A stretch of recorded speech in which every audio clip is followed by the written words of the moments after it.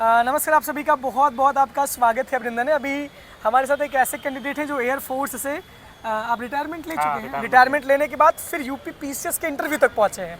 तो देश की सेवा करने के बाद यहाँ तक का सफ़र कैसा रहा और कैसा इंटरव्यू रहा? क्या नाम आपका?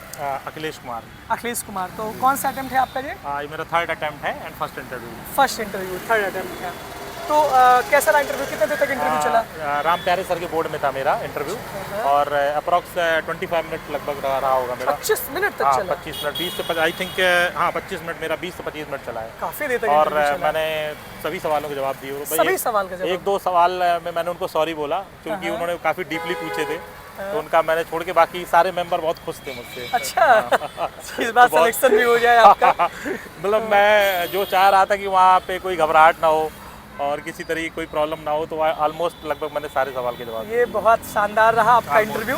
हाँ, मतलब बोल सकते हैं 90% क्वेश्चन के जवाब मैंने। क्या क्या सवाल पूछेंगे? सब सवाल बताइए अब। सवाल को लेके उनका एक तो मेरे हॉबी पे था, चूँकि इंडियन एयरफोर्स में था तो ऑपरेशन सिंदूर को लेकर उन्होंने बहुत कुछ पूछा, क्या क्या हमारी खामियां थी, हमें क्या उससे सीखना चाहिए। तो वो मैंने काफ़ी अच्छे से एक्सप्लेन किया। और उन्होंने योगा एंड मेडिटेशन में पूछा अंतर क्या है, अष्टांग योग क्या होता है, उनके कितने नियम है, ध्यान धारणा में क्या अंतर है। तो अंदर तक चले गए पूरा? मैंने सारा एक्सप्लेन किया उनको। बहुत अच्छे से। हाँ, वो सब बताया मैंने उनको। फिर बताया उन्होंने, जो चेयरमैन साहब थे, उन्होंने एक बड़ा अच्छा क्वेश्चन पूछा। बोला अभी कलयुग में कौन से ऐसे देवता हैं जिनको जीवित माना जाता है? हनुमान जी। तो मैंने कहा सर, पहले मैं सोचा पहले पूछना क्या चाह रहे हैं मतलब। फिर मैंने कहा सर बजरंग बली। बोला हाँ हनुमान जी। तो मुझे वो लगा, मैंने कहा चलो बजरंग बली का मैं भक्त भी हूँ, तो मैंने कहा चलो बजरंग बली का भी सवाल आ गया एक। और सवाल क्या पूछे गए? और सवाल उन्होंने बोला कि आप कैसे एडमिनिस्ट्रेशन में हेल्प करेंगे, क्या है आप क्या चेंज कर, अच्छा एडमिनिस्ट्रेशन में क्या चेंज करेंगे, वो मैंने बताया क्या चेंज करेंगे। और शुरुआत फिर उन्होंने पूछा एयरफोर्स कब इस्टेब्लिश हुई थी, वो बताया मैंने। तो ओवरऑल मतलब अभी तो फिलहाल इतनी क्वेश्चन याद आ रहे हैं करके। अच्छा, तो कैसे तैयारी की आपने? घर से तैयारी किया आपने? नहीं, मैंने दृष्टि वैसे मैंने थी थी, लेकिन मेंस वगैरह जो है ना वो दृष्टि में किया था। अच्छा, दृष्टि में। प्रीलिम्स की तैयारी कैसे की थी? प्रीलिम्स खुद से की थी मैंने। कैसे की थी? वो अभी आप अपना खुद से ही पढ़िए और ज़्यादा भटकिए मत। मैं तो जो भी लोग प्रीलिम्स की तैयारी कर रहे हैं मैं उनको बोलूँगा कि चूँकि हम कोई बता देता है ना, ये भी पढ़ लो वो भी पढ़ लो, जो पहले से आपने पढ़ा है उसको अच्छे से पढ़िए और इसकी 3 स्टेज की स्ट्रेटजी अपनाइए।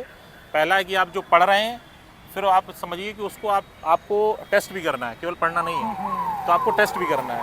ठीक है, अपना इवैल्यूएशन नहीं करेंगे तो आपको अपनी गलतियां पता नहीं चाहिए। और अगर आप अपनी गलतियां नहीं स्वीकार करेंगे तो आप फिर आगे नहीं बढ़ पाएंगे। तो पहले आपको गलती स्वीकार करनी पड़ेगी आपको। क्या पढ़े प्रीलिम्स में? बच्चे क्या पढ़े प्रीलिम्स में? सभी पढ़ना है एक्चुअली में। आजकल बहुत डायनामिक हो गया है। आप देखते होंगे पेपर वगैरह की यूपीएससी के लेवल का काफ़ी सवाल आते हैं, मतलब फैक्चुअल और एनालिटिकल दोनों हैं। तो जो लड़के केवल फैक्चुअल बेस्ड में जा रहे हैं, मैं कहूँगा बिल्कुल मत जाएं, ये आत्मघाती हो सकता है। जो एनालिटिकल बेस्ड जा रहे हैं वो भी ना पढ़ें।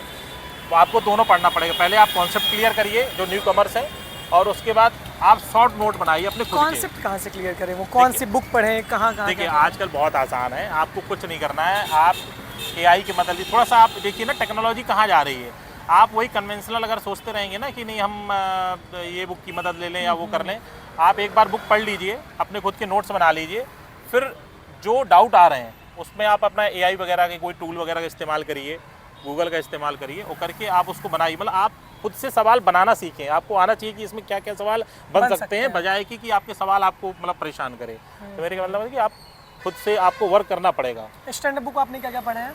स्टैंडर्ड बुक के लिए तो वैसे मैंने पहले NCERT वगैरह पढ़ता रहा हूँ। NCERT बढ़िया से पढ़िए।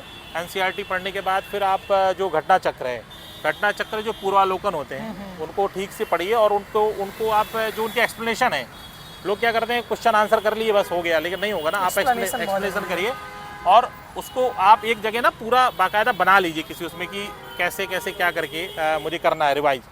और सबसे इंपॉर्टेंट चीज़ है कि शॉर्ट टर्म में कैसे रिवाइज करना है आपको। अगर भाई एग्जाम के टाइम में सब घबराहट होती है, हमें लगता है कि नहीं हम सब आता है, हमें सब आता है, लेकिन सब भूल रहा होता है। तो आपको मान लो पूरा मुगल काल ही अगर आपको रिवाइज करना है तो मुझे मतलब 15 से 20 मिनट मुगल काल रिवाइज हो जाना चाहिए। मेंस के लिए भी मैंने ऐसे छोटे छोटे नोट्स बनाए थे, तो जितनी जल्दी रिवीजन हो सके। एयर स्ट्राइक वाले में थे आप कि नहीं? आप तो एयरफोर्स में। हाँ मैं था। अच्छा, बालाकोट में था। बालाकोट में आप थे उस समय पोस्टेड? मैं वहीं था, श्रीनगर में ही था। अच्छा, बालाकोट के एयर स्ट्राइक के समय श्रीनगर में ही थे? वो ज़्यादा मत बोलिए, लोग अच्छा नहीं लगता। कोई बात नहीं, आप तो सेवा करके आए हैं। श्रीनगर में वहीं था। अभिनंदन सर के साथ ही था। अच्छा, अभिनंदन सर के साथ भी थे आप। तो तो ये बहुत शानदार, एक तरीके से देश की सेवा करने के बाद अब उत्तर प्रदेश की सेवा करने के लिए आ रहे हैं। ये भी पब्लिक सर्विस ही है।